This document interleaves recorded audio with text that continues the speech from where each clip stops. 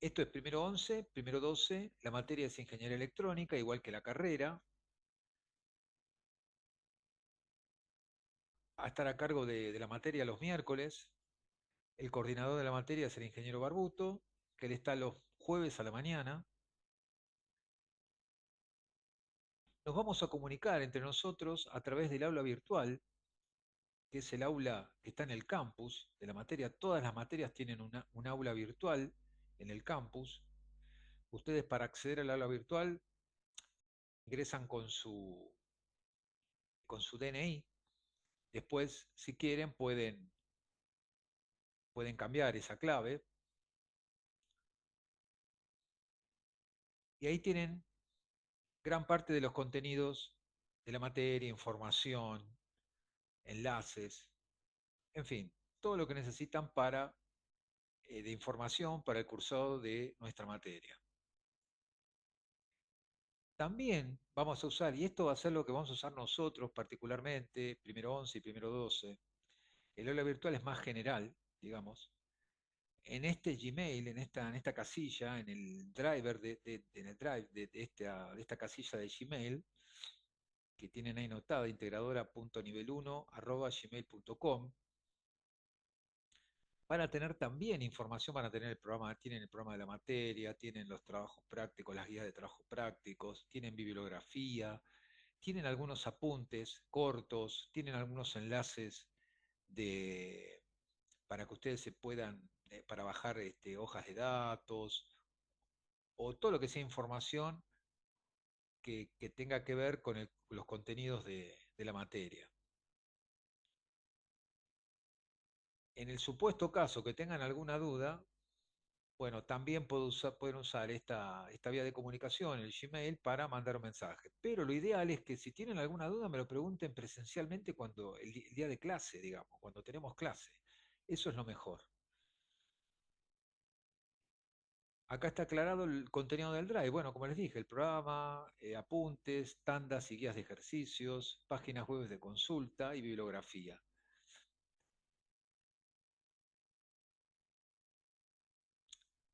Respecto de cómo desarrollamos la materia, reglamentariamente tienen que asistir al 80% de las clases. Vamos a tratar de compensar cuando haya feriados o paros a través de un video o de una clase virtual, digamos.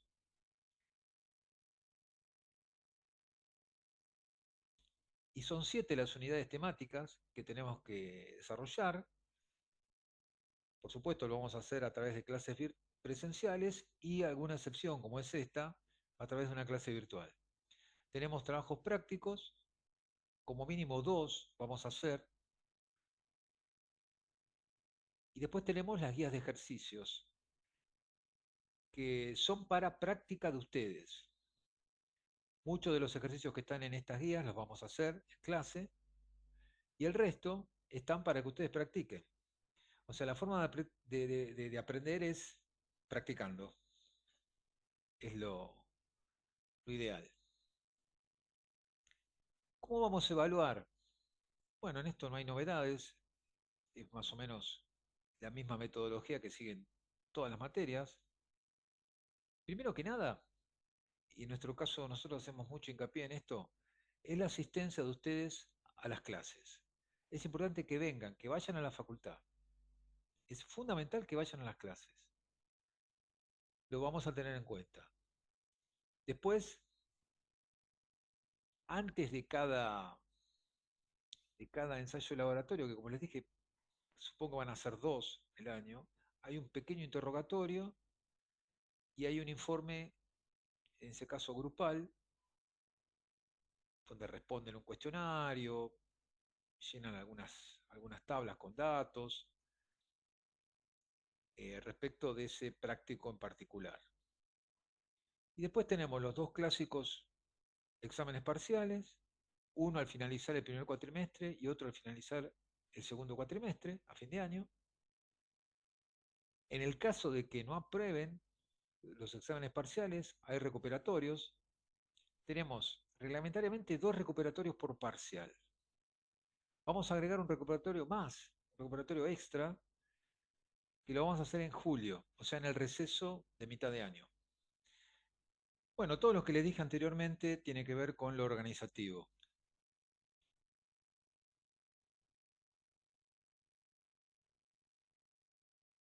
La unidad uno tiene que ver con magnitudes, magnitudes físicas y mediciones. Son temas que ustedes algo de esto van a ver en física uno y va a ser en estas semanas, digamos, porque se ve al principio.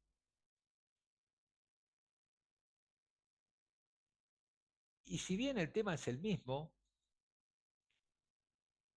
hay algunas pequeñas diferencias. Vamos a arrancar primeramente, hay algo muy breve que tiene que ver con lo que es la ingeniería, es como una introducción de lo que es la ingeniería, y esta sería una definición formal de lo que es la ingeniería en general,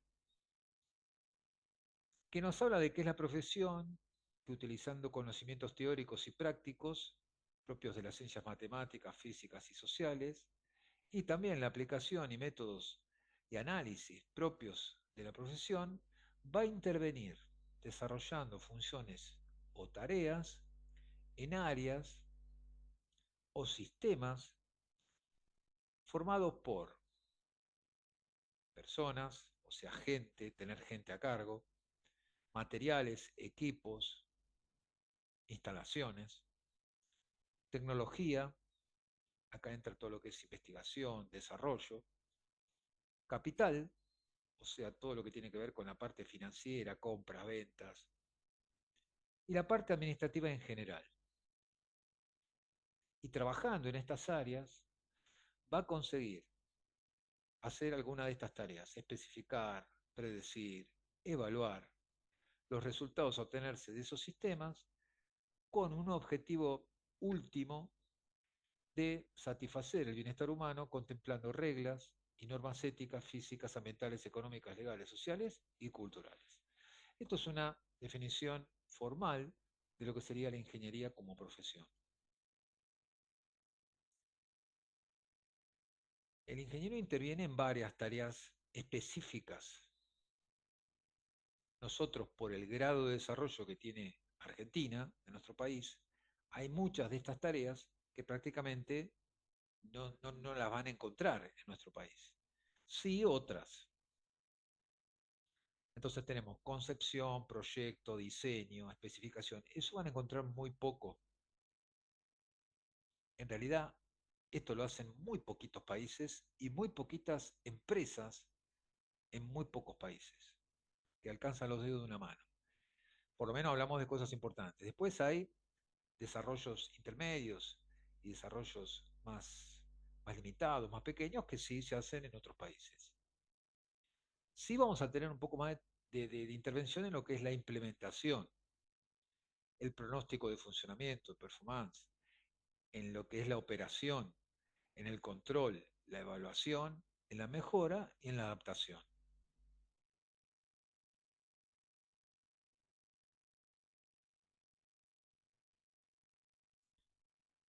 Ustedes ingresan este año en la facultad y la facultad va a intentar darles lo que es la capacidad profesional. Este es el objetivo, que tiene que ver con qué tanto van a poder hacer todo esto que les comenté recién. Si bien este tema se puede hablar muy largo y muy ampliamente, nosotros no es nuestro objetivo ver esto en profundidad, pero sí podemos resumirlo en este cuadrito. Como que son tres pilares que hacen a la capacidad, o sea, a qué tanto ustedes van a poder hacer las tareas que les comenté antes, en cualquier trabajo, y a lo mejor no específicamente en electrónica. Bueno, estos tres pilares es tarea de la facultad que ustedes adquieran estos tres pilares. Uno es algo que parece obvio, que es el conocimiento de los temas del arte, de los temas de la especialidad. Otro aspecto es la habilidad, o sea, tener habilidad para poder llevar adelante, para poder entender en esos temas que tengan que ver con esas áreas del conocimiento.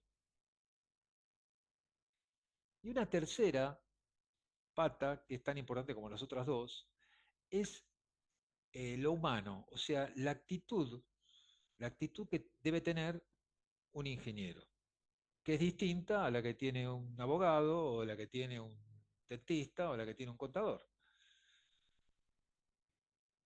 Hasta la forma de hablar es distinta, el vocabulario cambia, la forma de ver las problemáticas y las cuestiones que se pueden plantear en la realidad. Lo resumimos en esa palabrita, actitud. Con el paso del tiempo, mes a mes, año a año, la idea es que vayan adquiriendo esta característica propia que tienen los ingenieros. Obviamente estos tres aspectos deben estar equilibrados para que esa capacidad sea superior, sea mejor. Y después están las áreas de incumbencia. Hoy en día la electrónica interviene en todo prácticamente, pero a su vez la electrónica se ha alejado de los seres humanos, de los mortales comunes, digamos, como lo mismo pasó con la mecánica y con otras, con la química, con todo. O sea, antes era más directo. Antes cualquier alumno podía meterse en circuitos más fácilmente que hoy en día.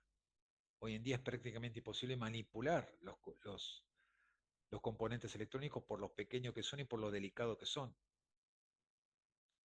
Pero efectivamente, la electrónica hoy participa prácticamente de todas las ciencias e interviene prácticamente en todo. Bien, esto es un pequeño resumen nada más de lo que sería la electrónica, en particular la ingeniería electrónica como profesión. Yendo ya más específicamente a la unidad 1,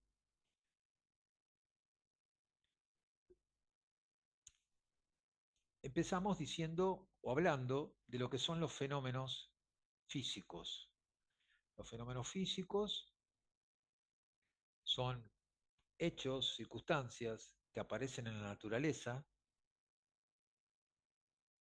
y que el ser humano ya desde siempre quiso conocer para intentar sacarle algún beneficio, algún provecho. Fenómenos físicos son la aparición del sol a la mañana y el ocultamiento del sol a la noche, las estrellas en el cielo, la lluvia, los vientos, los colores de las plantas, eh, todo lo que uno ve, oye y puede apreciar en la naturaleza, podemos decir que son fenómenos naturales o fenómenos físicos. Cuando el ser humano intenta estudiar estos fenómenos, tiene básicamente, dos formas de hacerlo. Una es analizarlo desde un aspecto que llamamos cualitativo. Eso significa preguntarse qué es ese fenómeno físico, cómo es que ocurre, dónde ocurre, cuáles son las causas que lo provocan, qué efectos tiene. Responder este tipo de preguntas hace a conocer más un determinado fenómeno físico. Sin embargo, esto que parece obvio es incompleto si no le agregamos otro aspecto que es igual de importante que el anterior, que es el aspecto cuantitativo. O sea, si uno no puede traducir un fenómeno físico en números, eso significa medirlo, cuantificarlo, mensurarlo, difícilmente tenga una aplicación concreta y práctica. Difícilmente. De los fenómenos físicos, hay muchos que se pueden medir y otros que no se pueden medir. Aquel fenómeno físico que se puede medir lo vamos a llamar magnitud física. Magnitud física. Y justamente para poder medir las magnitudes físicas hay que definir una cantidad de esa magnitud física que nos sirva de comparación. Y eso es lo que llamamos unidad de esa magnitud física. O sea que para poder medir necesitamos definir previamente una unidad que nos va a servir como comparación.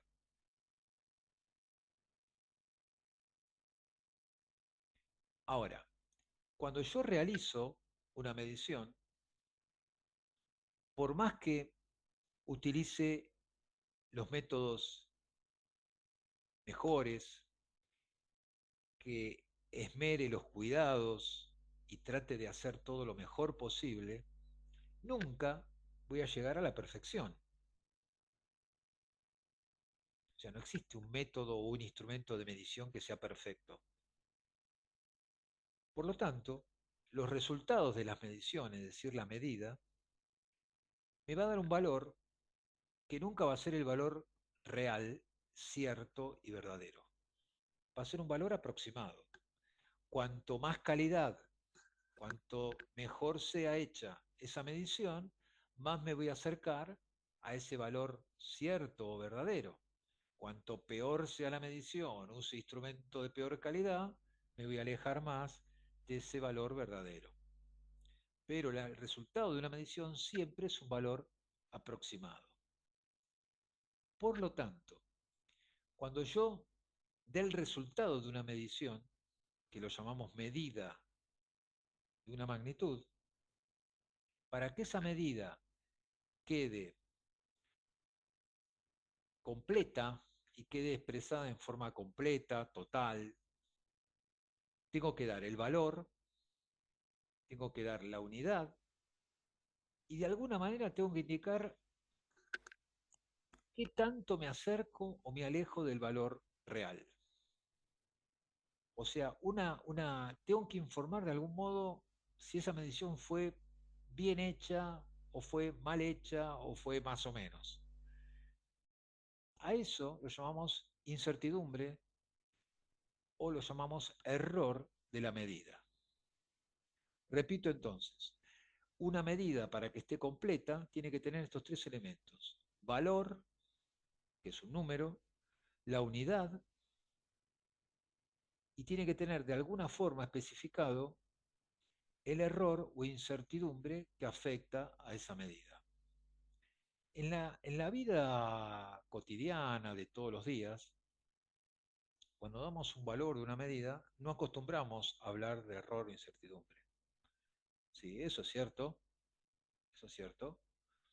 Te dicen, yo mido, no sé, el ancho de esta pared, agarran el metro y dicen, mide 5,4 metros. Y no dan el error. Es cierto. Eso es en la vida cotidiana.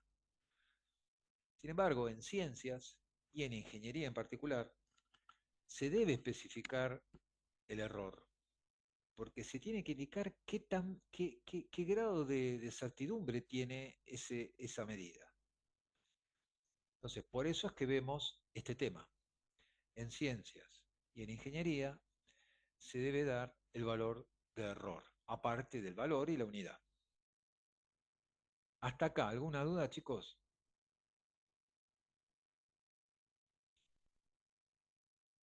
¿Escuchan? No, profe, todo claro. ¿Todo No, bien? profe. Bueno, Sí. están viendo el PowerPoint, ¿no? Sí. Sí, sí. Perfecto, Sí. perfecto.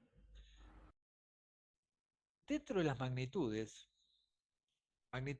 físicas tienen longitud, tienen velocidad, peso, cantidad de luz, corriente eléctrica. Hay muchísimas magnitudes de la física. Bueno, de todas las magnitudes podemos hacer una distinción entre ellas. Unas son las llamadas magnitudes escalares, que son aquellas magnitudes físicas en las cuales una cantidad de esa magnitud queda perfectamente definida por un número, junto con la unidad. y el valor de error. Pero la cantidad, o sea, el valor de esa magnitud, queda definida por un número. La mayoría de las magnitudes son escalares. O sea, a modo de ejemplo, yo digo 3 minutos de tiempo. Tengo el valor 3, tengo la unidad minutos, en este caso no especifico el error, pero queda perfectamente definido ese lapso de tiempo. Yo digo 25 grados de temperatura, valor y unidad. Yo digo 50 Hz de frecuencia eléctrica, un número 50 y la unidad de frecuencia eléctrica que es el Hz. No hay duda. Como les dije, la mayoría de las magnitudes físicas son escalares. Si yo tengo que sumar cantidades de una misma magnitud escalar, las sumo como si fueran dos números. Si tengo que multiplicar cantidades de una magnitud escalar, las multiplico como números. O sea, uso el álgebra común, el álgebra ordinaria que utilizamos habitualmente.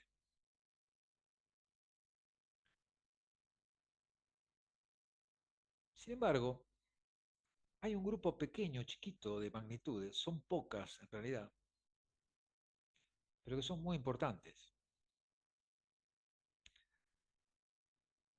que son las vectoriales. ¿Y en qué se diferencian? En que estas magnitudes no me alcanza con un número para definir perfectamente una cantidad de esa magnitud. O sea, no queda perfectamente definido con un número. Entonces, en vez de usar un número, en estos casos se utiliza un vector. Es una entidad matemática que es el vector. Ejemplos de magnitudes vectoriales: distancia o longitud. Una longitud es una magnitud vectorial. Yo les digo a ustedes, la distancia que hay de la facultad en el Parque Domínico hasta el puente Pueyrredón es de X kilómetros. Bueno, si yo tengo la misma distancia, o sea, el mismo valor de distancia, pero hacia Bernal, por ejemplo, la distancia es la misma, pero no es exactamente la misma, porque la dirección es otra y el sentido es otro.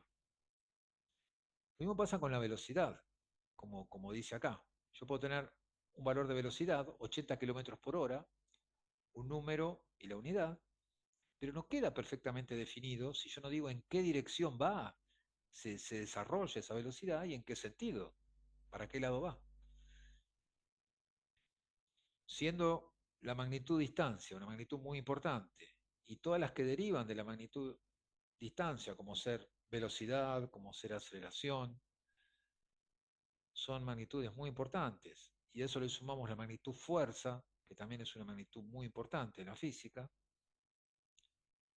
Tenemos varias magnitudes que son vectoriales y que son muy importantes. Son poquitas, pero son importantes. Entonces, por eso las nombramos.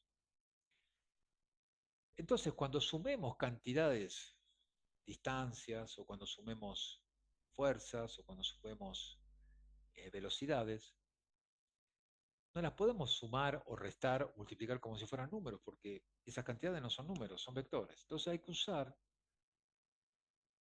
una forma particular de hacer esas operaciones que se llama álgebra vectorial.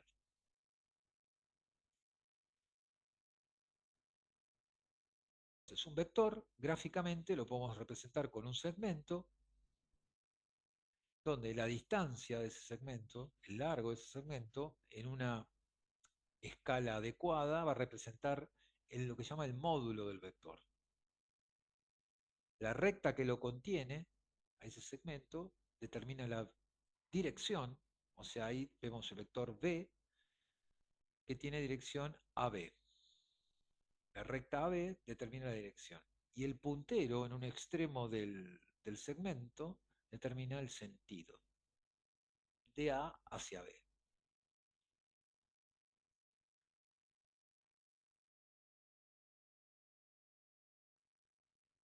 Tenemos magnitudes escalares cuyas cantidades quedan definidas por un número. Y tenemos magnitudes físicas vectoriales cuyas cantidades quedan definidas por un vector.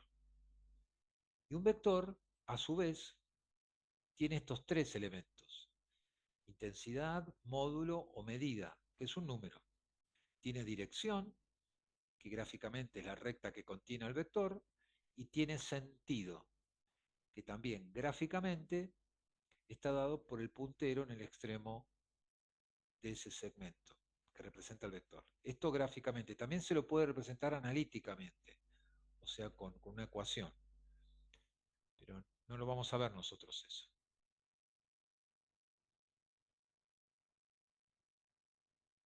Como les dije recién, cuando trabajamos con cantidades, con magnitudes escalares, por ejemplo el tiempo, yo digo 2 minutos más 3 minutos son 5 minutos. No hay vuelta.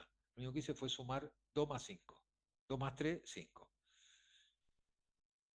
O sea, usamos las reglas de multiplicación, de división, de suma, de resta, de la álgebra ordinaria. Ahora, cuando trabajo con cantidades de magnitudes vectoriales, ahí tengo que trabajar con vectores.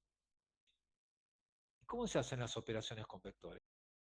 Se hacen de manera distinta a como se hace con números. Hay una matemática especial para trabajar con vectores que se llama álgebra vectorial. Nosotros nos vamos a entrar en esto simplemente a modo de ejemplo. Les muestro este ejemplo en particular. Supongamos que tenemos el vector A, cuyo módulo es 3, y un vector B, cuyo módulo es 4. Y supongamos que ahí gráficamente tenemos al vector A en negro, el vector B en azul. Tienen direcciones distintas. Entonces, si yo sumo los módulos de los dos vectores, estoy sumando dos números, sería 3 más 4 es 7, porque eso es el módulo del vector. Pero si yo sumo los vectores, no los módulos, sino el vector en su totalidad, el álgebra vectorial me da las reglas que tengo que seguir para hacer la suma de vectores. Gráficamente, el vector suma, en este caso, es este que está acá en rojo. O sea, es el origen del primero y el extremo es el extremo del segundo.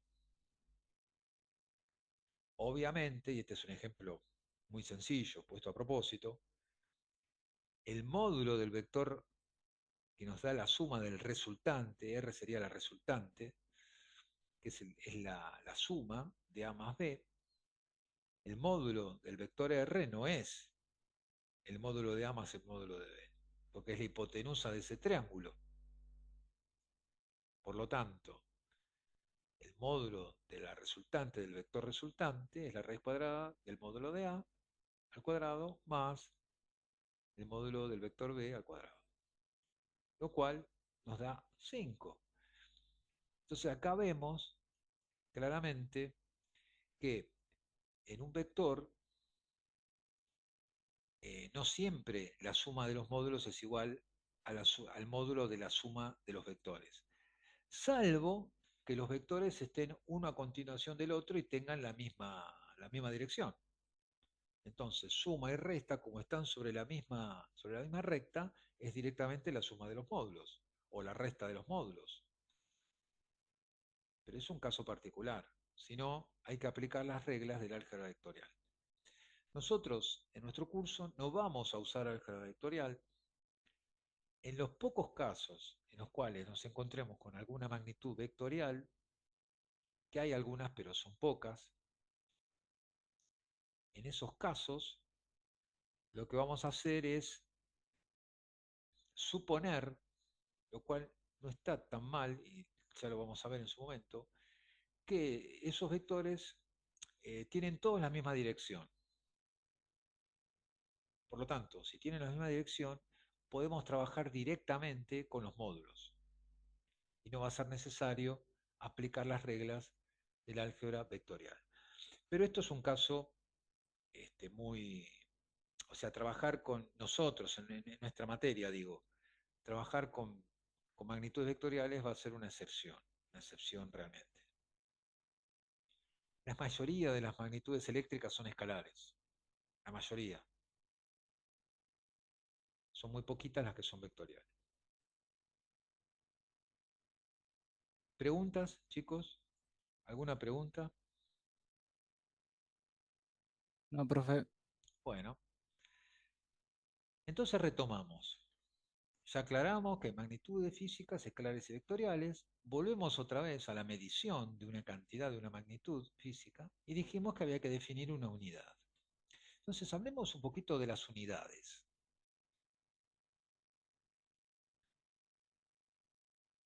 Cuando uno elige una unidad, es decir, una cantidad de una determinada magnitud para que nos sirva de comparación y de esa manera poder medir, hay que eh, seguir o hay que cumplir, digamos, determinadas eh, recaudos, tener recaudos o determinadas condiciones. La primera condición es que la unidad que nosotros elijamos sea una unidad accesible, que sea cómoda, fácil de usar. Si no, nos sirve como unidad. Les pongo un ejemplo. Supónganse que eh, para pesar diamantes, yo usara como unidad el peso de un camión con acoplado. ¿Lo podría usar? Sí, lo podrías usar. Pero no, no me conviene esa cantidad de peso porque es demasiado grande. Entonces todos los valores numéricos van a ser con un montón de decimales. Entonces no me resulta cómoda esa cantidad. ¿Me comprenden? Yo tengo que buscar una cantidad que sea adecuada. Si yo elijo la unidad de longitud, si bien hay muchos usos para medir longitudes, bueno, tengo que buscar una que sea apropiada para la mayoría de los usos, de las aplicaciones. Entonces, esa es una primera condición, que se llama condición de accesibilidad, que sea cómoda. Obviamente, si yo tengo que medir distancias astronómicas, me convienen unidades muy grandes. Si yo tengo que medir unidades para un biólogo que mide, no sé, distancias de microorganismos que son recontra pequeños, me conviene que sea pequeña, que sea muy chiquita la unidad.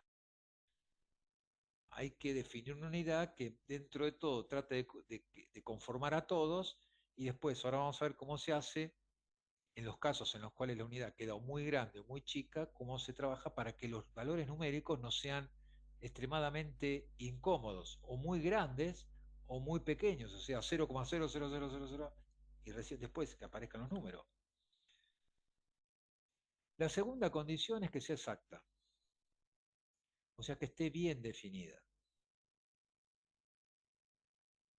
Bueno, pero definir con con mucho cuidado, digamos, una unidad o con mucha precisión una unidad, va en contra de la comodidad, generalmente.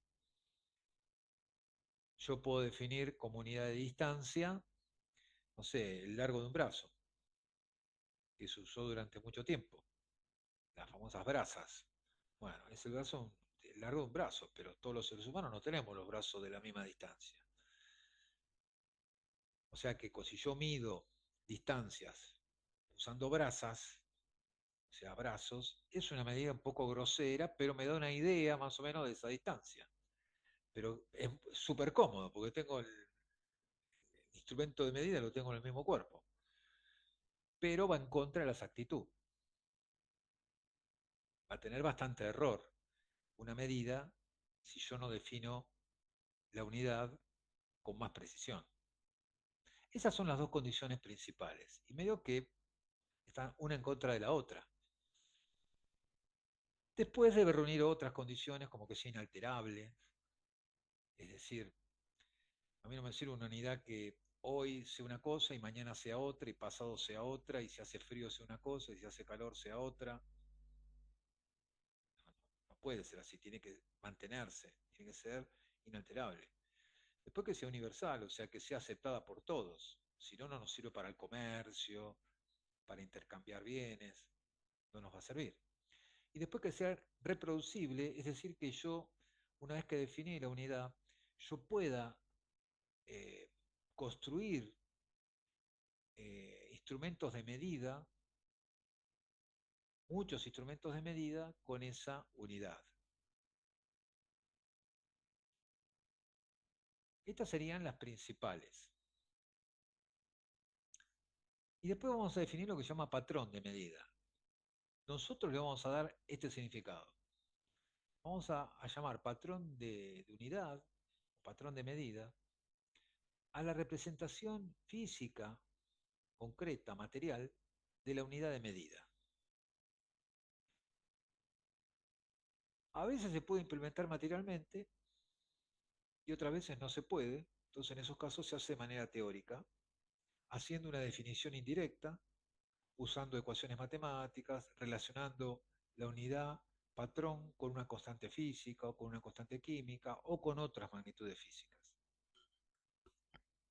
A modo de ejemplo, el primer patrón de medida fue el metro patrón.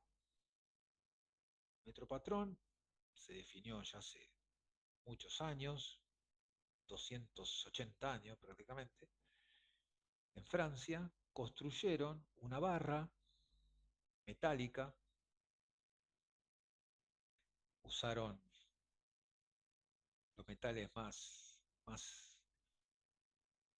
constantes que había en ese tiempo, una aleación utilizaron, le dieron una forma a la barra en X para que no se doblara o que se flexionara lo menos posible, y la fabricaron con los instrumentos con los tornos, con lo que tenían en ese momento, para hacerlo lo mejor posible. ¿Y qué distancia usaron? Bueno, si bien hubo mucha discusión previamente a eso, y se buscó buscar una distancia que tuviera que ver con algún múltiplo del planeta Tierra, con cosas por el estilo, pero en definitiva se buscó una distancia, que es el metro, que es un promedio, podemos decir, de distancia que queda cómodo para la mayoría de las aplicaciones. Particularmente queda cómodo para medir terrenos, para medir ese tipo de cosas. Si tengo que medir cosas más pequeñas, usaré submúltiplos, y si tengo que medir distancias más grandes, usaré múltiplos del metro. Esta barra tiene una exactitud de 10 a la menos 5%, es decir, 0,1 micrón. Es lo mínimo que yo puedo medir con esto. Si pretendo medir menos que eso, estoy dentro del error que tiene esta unidad, este patrón de medida. Para la época era una exactitud, pero extraordinaria. Pero con el paso del tiempo, y ya entrados en el siglo XX, con los viajes al espacio, por un lado, donde las distancias son enormes, o con el estudio de la biología o el estudio de los materiales con microscopio, o digamos cuando se trabaja con distancias muy chiquitas, eh, también este error era enorme. Entonces se tuvo que volver a definir el metro. ¿Y qué es lo que hicieron? No es que cambiaron la distancia esta, lo que hicieron fue achicar el error. ¿Dónde está el error? Está en los extremos, ¿no es cierto? Ahí no es algo plano los extremos, hay imperfecciones. Y eso es lo que hace esa variación de distancia, ese error. Bueno, se corrigió justamente ese error. Como no tenía sentido hacerlo materialmente, se directamente definieron un patrón teórico. Y lo definieron en base a un múltiplo de la longitud de onda de radiación de un isótopo el isótopo 86, criptón, o sea, un múltiplo de esa radiación. Y con esto se logró aumentar 1000 veces el- la exactitud. 1000 veces. Bueno, pero no, eso fue en el año 60. Después, pero no conforme con esto, algunos años después se volvió a definir el metro, también teóricamente, y ahora se tomó como para tomar ese patrón de longitud, como la distancia recorrida por un haz de luz en el vacío, en un segundo, tomando la velocidad de la luz, este valor que está acá, 299.792,468 kilómetros por segundo. Y con este nuevo patrón, con esta nueva unidad de distancia, se mejoró 100 veces más la, la exactitud. Esto se los cuento nada más que a modo de ejemplo de cómo fue evolucionando y de por qué aparecen los patrones teóricos, digamos. Muchas veces porque no se puede construir y muchas otras veces porque si yo lo hago materialmente va a tener mucho error. Bueno, lo mismo pasó con el patrón de peso. Cerquita de cuando se definió el metro también se definió el kilogramo patrón. Originalmente era el peso de un cubo de 10 centímetros de lado lleno de agua. El peso de eso era 1 kilogramo. Bueno, después vieron que el agua no pesaba lo mismo según la temperatura, era muy engorroso, dependía de la pureza del agua también. Entonces, buscaron un peso similar, y construyeron una pesa, y dijeron, bueno, listo, esta pesa es la unidad de peso, digamos, y es el kilogramo. También, tanto el kilogramo patrón como el metro patrón están en un museo en Francia, donde están todos esos elementos que hacen a la historia de la física. Esto en cuanto a cómo se definen las unidades, cómo digamos, en qué se hay que basar para elegir una unidad, cómo se llega a una unidad de una magnitud.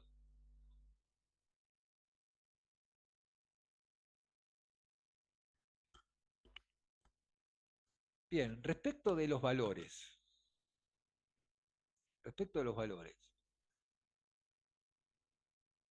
¿cómo expresamos los valores? ¿Cómo se indican?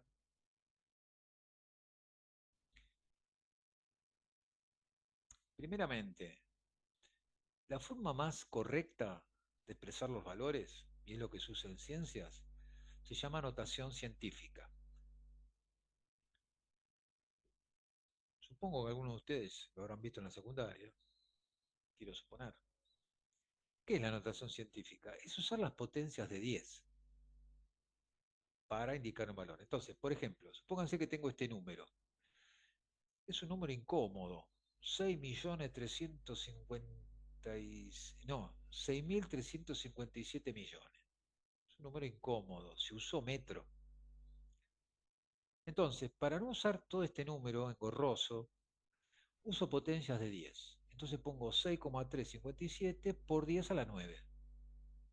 Bueno, los números, este valor que tengo de este lado de la igualdad es igual a este. Uso potencias de 10, en este caso con exponente positivo. Si usara un número mucho más chico que la unidad, como este, 0,0000000000053 metros, también un número incómodo. Entonces, en este caso también voy a usar potencia de 10, pero con exponente negativo. Y también en este caso tengo el mismo valor de un lado y del otro lado de la igualdad. Después vamos a ver que aparte de esta comodidad de los valores, la notación científica tiene otro beneficio que tiene que ver con las cifras significativas, que lo vamos a ver después. Bien, Esto supongo que lo habrán visto en la secundaria. Aparte de esta forma, vamos a ver una forma más que se llama orden de magnitud. Es una forma eh, poco exacta de indicar el valor de una magnitud, una cantidad de magnitud física. Muy poco exacta. Sin embargo, se usa mucho. ¿Por qué se usa mucho? Porque a veces no interesa definirlo con mucha exactitud un valor. Me interesa tener una idea. Aunque no lo crean, se usa mucho esto. ¿Cuál es el criterio? Que también es un poco elástico esto, pero bueno, de alguna forma tenemos que definirlo. Nosotros lo vamos a definir como que es la potencia de 10 más cercana al valor. Supongamos que tengo 750 kilómetros, tengo esa distancia, esa longitud. ¿Cuál sería el orden de magnitud de esa distancia de 750 kilómetros? Dice ahí, es la potencia de 10 más cercana. 750, ¿entre qué potencias de 10 está? Cuando digo potencia de 10, digo 10 a la 0, 10 a la 1, 10 a la 2, 10 a la 3, 10 a la 4, 10 a la 5, así, ¿no? O 10 a la menos 1, 10 a la menos 2, o sea, potencia positiva o potencia negativa. Exponente positivo o exponente negativo. 750 está entre 100 y 1000, ¿cierto? Entre 100 y 1000 encontramos, por ejemplo, 750. Entonces, ¿de cuál de las dos está más cerca? Bueno, obviamente de 1000. Podemos decir que el orden de magnitud de esa distancia es de 1000 kilómetros. No decimos 750, decimos 1000 kilómetros. Entonces yo les pregunto a ustedes, todos sabemos que en el enchufe tenemos una tensión eléctrica de 220 volts. Eso lo sabemos todos. Entonces yo les pregunto, ¿cuál es el orden de magnitud de la tensión eléctrica que hay en el enchufe? ¿Cuál sería la respuesta? ¿Alguno me puede responder?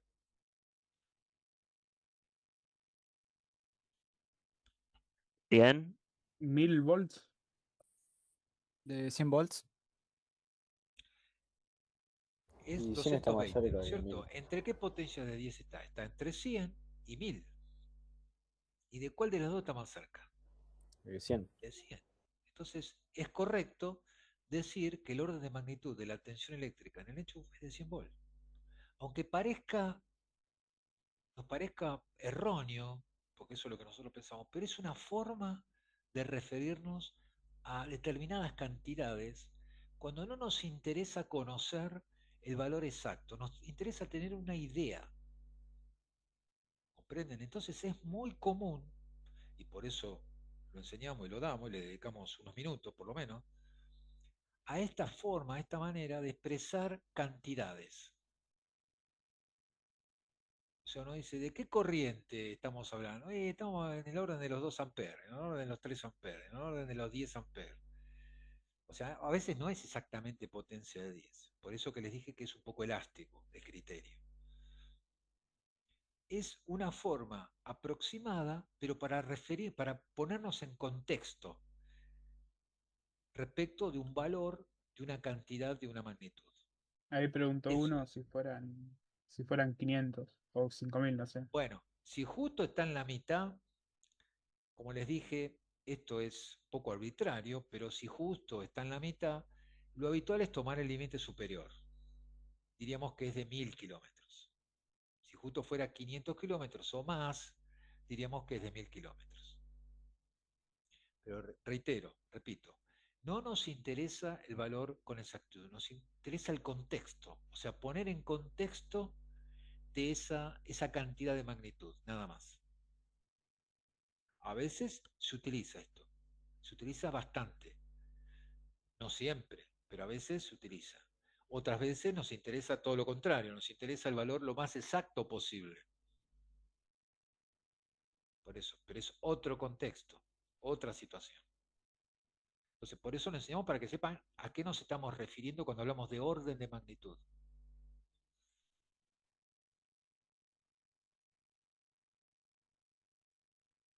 Profe, ¿le puedo hacer una pregunta? Sí, sí, para eso estamos. Siempre Dime, se usa entre 100 y 1000. Ejemplo, lo que usted usó de mire, amper. Si tenemos en- 8 amperes. si tenés 8 amperes, sería entre 1 y 10, sería Ah, del ok. orden de los 10 amperes. Por eso, y Ah, si ok. tenés, ahora vamos a ver un ejemplo donde tenemos valores menores a 1. Siempre es potencia de 10, pasa la potencia puede ser con exponente negativo también. Ok. Ahora vamos a ver un ejemplo ya para ir cerrando. Tenemos que obtenemos el valor de una cantidad, de una medida, de una magnitud física, y tenemos un número que, por ejemplo, esas X que están ahí son números cualquiera, que tiene una parte entera, ese número tiene una parte fraccionaria, puede ser que no tenga parte fraccionaria, esto es algo genérico. Cuando tenemos el valor de una medida, a cada uno de los números parciales que forman el número total, a cada uno de esos números parciales que los llamamos cifras o dígitos del valor. Cifras o dígitos del valor. O sea, un número está formado por varias, puede ser que sea uno, pero por varias cifras o dígitos.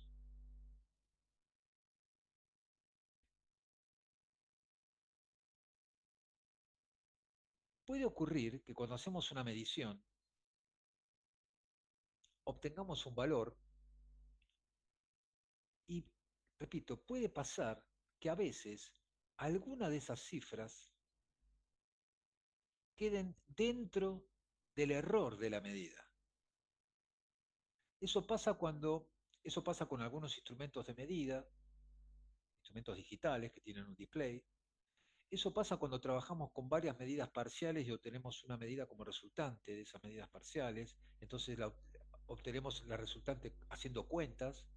Entonces la calculadora nos da todos los números decimales que está habilitada para presentar.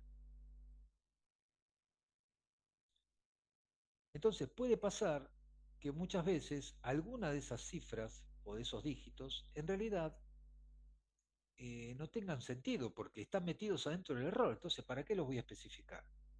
Si es algo que está dentro del error, no tiene sentido especificarlo. Les doy un ejemplo.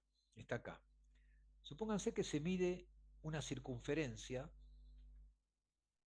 el largo de una circunferencia, la longitud de una circunferencia, y para medir el largo de una circunferencia partimos o tomamos como dato el radio de la circunferencia. Y lo medimos con una escuadrita de esas que usamos habitualmente para dibujar. Y supongamos que mide nada más que hasta centímetros. Entonces el radio son 10 centímetros. Si yo calculo la longitud de la circunferencia, ¿cuánto vale la longitud de la circunferencia? 20. ¿Alguna otra respuesta? 34 centímetros más o menos. ¿Cuánto? ¿Cuánto? Treinta y ¿Cuánto? cuatro puede ser. Ah, ¿34? la longitud Sí. y el diámetro que yo calculé. No, no, no, el diámetro no. La longitud de toda la circunferencia. ¿No se acuerdan cuando es la formulita para calcular la longitud de una 20 más o circunferencia? menos, profe. Pero no se acuerdan de la secundaria, cómo se calcula la longitud de una circunferencia, el largo de una No, circunferencia. la verdad que yo no. Es terrorífico. Sería pi En la por radio primaria se cuadrado, aprende esto. ¿Cómo? 2 pi por radio cuadrado. Cerca. 2 pi por radio. O 2 pi por- diámetro, pi por diámetro, que es lo mismo. Porque el diámetro es 2 veces el radio. La longitud es 2 pi por radio.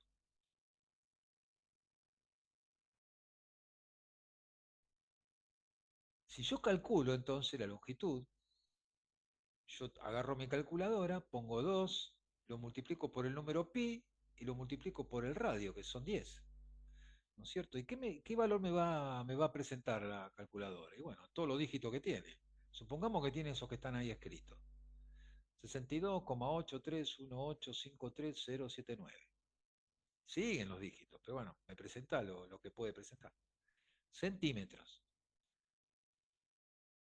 Entonces yo digo, si yo pongo el resultado, ¿es correcto poner todas esas cifras y esos dígitos? Si No, lo midió con la regla, no. claro, y bueno, pero yo partí de la regla. No, ¿por qué? Porque la medida de la regla es una medida muy pobre, o sea, yo me distinguí nada más que hasta centímetros. Yo con la regla medí uno, hasta 1 centímetro podía distinguir, ni siquiera milímetros. Por lo tanto, yo el largo lo tengo que presentar hasta centímetros nada más. Quiere decir que si yo presento el largo, si lo presento correctamente, yo debería decir que el largo es 63 centímetros, porque redondeando acá, 62,8 está más cerca de 63 que de 62, ¿no es cierto? Estoy más cerca de 63 que de 62, el 62,8. El largo, la forma correcta de expresarlo, la medida sería 63 centímetros más menos 1 centímetro. ¿Se dan cuenta? O sea, yo no tengo que incluir todos esos dígitos que están ahí, porque están metidos adentro del error.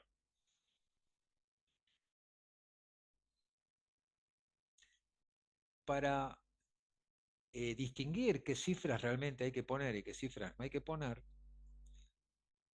definimos lo que son las cifras significativas. Son aquellas cifras que tienen realmente significado concreto, significado real en la medida.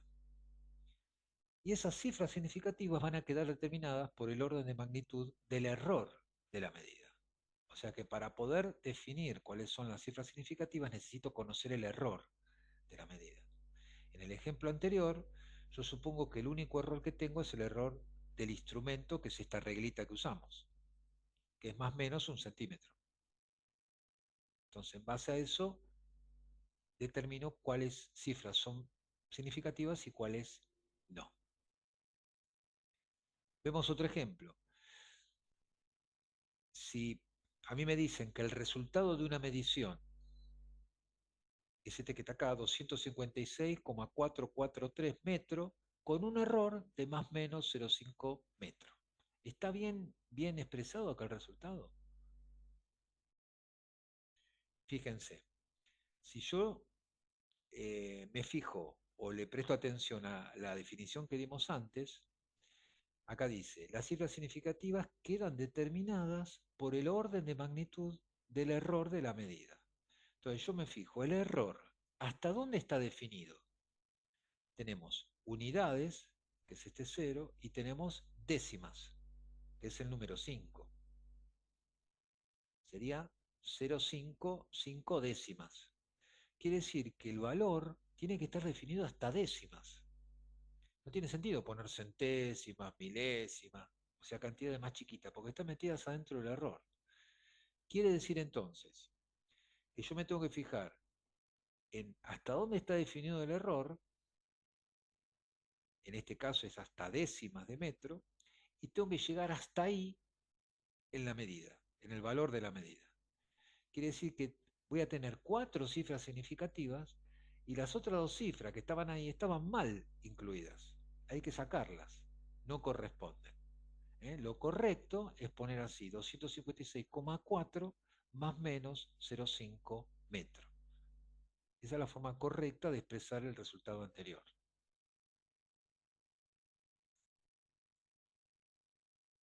A veces se dificulta un poco distinguir, en el caso, por ejemplo, de los ceros, cuando están adelante o cuando están atrás, digamos a la izquierda o a la derecha de un valor. Si por ejemplo aparecen ceros a la izquierda del valor, o sea al principio, en ese caso no se van a considerar nunca cifras significativas. De esa manera nos independizamos de la unidad en la que está expresado. Por ejemplo, supónganse que yo digo 35 gramos, es una medida de masa o de peso, es lo mismo que 0,035 kilogramos. Sí, efectivamente, son equivalentes estas dos cantidades. Entonces yo digo, ¿cuántas cifras significativas tiene el primer valor y el segundo? El primero tiene 2, no hay ninguna duda, el 3 y el 5. Y el segundo también tiene 2, porque estos dos ceros que están acá no son significativos. Se pusieron nada más porque se me antojó poner como unidad kilogramo. Entonces, si yo lo quiero poner el resultado y usar como unidad kilogramo, bueno, tengo que ponerle los ceros para que la cantidad sea equivalente a la otra, digamos. Pero en ese caso, los ceros a la izquierda no son significativos. ¿Qué pasa si los ceros están del otro lado? Están como últimas cifras del valor. Bueno, en ese caso es un poco más confuso. ¿Pueden o no pueden ser cifras significativas? Para saber si lo son o no, hay que conocer un poco más de la medida, saber eh, cuál es el error de la medida. Si no, no lo podemos definir. Entonces ponemos como ejemplo, si yo le digo 72 centímetros, ¿es lo mismo que 720 milímetros? Numéricamente sería lo mismo, numéricamente. Sin embargo, habría que saber si este cero es significativo o no. Y para saber eso, necesito conocer el error del cual está afectada la medida. O sea, estas dos medidas difieren en valor y en unidad. Usamos prefijos distintos. Acá uso centímetro, acá uso milímetro. Entonces tenemos dos alternativas. El valor medido, en este caso, puede resultar de un cambio de unidades. Suponiendo que medí 72 centímetros y obtuve esa medida usando una cinta métrica que distingue nada más que hasta centímetros. Entonces yo medí 72 centímetros y distinguía hasta centímetros. O sea que mi error es más o menos un centímetro. Ahora, si a mí se me antoja poner como unidad en vez de centímetro, milímetro, bueno, le tengo que agregar un cero. Entonces pongo 720 milímetros, pero tengo que saber que ese cero no es significativo. No es una cifra significativa. Para eso conviene, ven acá, retomo con lo anterior, conviene usar la notación científica. Yo pongo 72 por 10 a la 0 centímetros y estoy indicando bien que es el 7 y el 2 las cifras significativas. O puedo poner 72 por 10 a la 1 milímetros. ¿Ven? Entonces acá yo juego con las unidades y las potencias de 10, pero en ambos casos queda totalmente definido que tengo dos cifras significativas, no hay ninguna duda. O sea que yo de esta manera puedo expresar en la unidad que se me cante, usando la notación científica. Y no hay duda respecto del error, porque quedan definidas las cantidades de cifras significativas. Ahora, puede ser el caso que yo, esta medición, resulte de haber medido efectivamente con una cinta métrica que medía hasta milímetros y que justo de casualidad dio 720. No me dio 721, 722 o 717, 718. Me dio 720. Pero distinguió hasta el cero. Midió hasta milímetros. Bueno, en ese caso, el cero sí es una cifra significativa. Entonces, en ese caso, yo lo expresaría de esta manera. Diría 72,0 por 10 a la 0 centímetros, y ahí estoy indicando que el 0 es significativo, o la otra posibilidad es poner 720 por 10 a la 0 milímetros. En los dos casos tengo tres cifras significativas. Este tema les puede parecer un poco engorroso, lo es en parte, pero no es tan difícil, es cuestión de practicar un poco. Vamos a terminar diciendo que cuando yo necesito quitar las cifras significativas, se utilizan uno de estos dos procedimientos. Uno se llama truncamiento y el otro se llama redondeo. Esto se usa para quitar, sacar las cifras que no son significativas. Para que se entienda, trucar significa cortar. Hago un hachazo y quito todo lo que no es significativo y listo. Redondear, bueno, ahora vamos a ver, es un poquito más complejo, ahora vamos a ver en qué consiste. Entonces, en este ejercicio, es un ejemplo, dice expresar el número pi y el número 0,00095 hasta milésimas de unidad. Y nos pide truncar, redondear e indicar las cifras significativas. Entonces el número pi es 3,1415 y siguen los decimales. Nos piden indicarlo o expresarlo hasta milésimas. Si yo lo expreso hasta milésimas, tengo que llegar hasta ahí. Lo mismo en el otro número. Por lo tanto, si yo quito las cifras que no son significativas y hago un truncamiento, directamente corto ahí y se terminó la historia. Me queda 3,141 y del otro lado me va a quedar 0. Directamente porque lo corté ahí. Ahora, si yo lo que hago es un redondeo, que es otra forma de quitar las cifras significativas, lo que hago es esto. Me fijo en el dígito que sigue.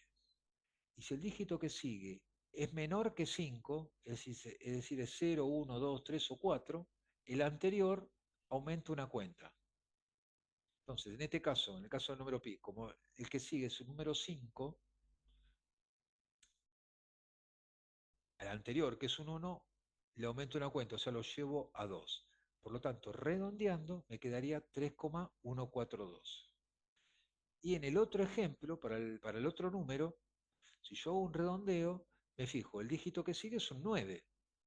Entonces, también en este caso, tengo que aumentar una cuenta el dígito anterior, que es un 0. Entonces pasa a valer 1. Y me quedaría 0,001 el redondeo de ese número. ¿Ven la diferencia? O sea, tiene mayor exactitud el redondeo que el truncamiento. En el primer caso, el número pi me quedaría expresado con 4 cifras significativas y en el otro ejemplo quedaría con una única cifra significativa. Hay una guía de ejercicios que ya la tienen en el Gmail.